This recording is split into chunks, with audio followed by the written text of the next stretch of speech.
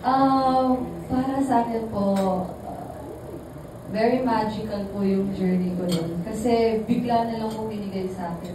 Bigla na lang natanong ko yung news, tapos kinabukasan, yung bigay, tapos i-record, kinabukasan, sabi ko, wait lang. Oo nga. Sabi ko, wow, grabe, ang bilis ng mga pangyayari. Pero, yun na, una, nung sinabi sa akin, talagang hindi ako makapaniwala, hindi pa nasisingin sa akin. Tapos, pangalawa, sabi ko, magiging princess ako!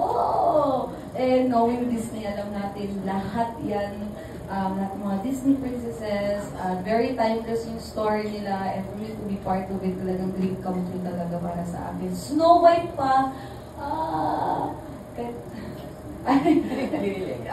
kilig ako talaga. Pero, hindi ko rin naman masasabi na naging smooth yung flow ng pag-aaral ko dun sa song. Kasi, para sa akin, never ako nakakanta at saka never ako natutong kumanta ng parang a genre ng song na parang mala-theatrical yung way niya.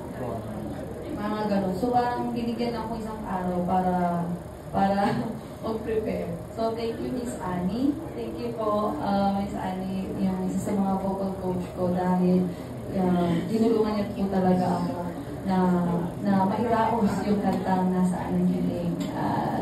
And I'm very thankful din sa mga nakaparinig na dahil they ended up parang like it. Hopefully. yun ang yung narinig ko.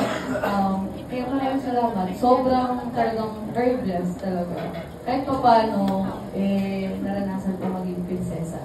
Prinsipe na lang talaga. Ang pula. Pero sabi mo,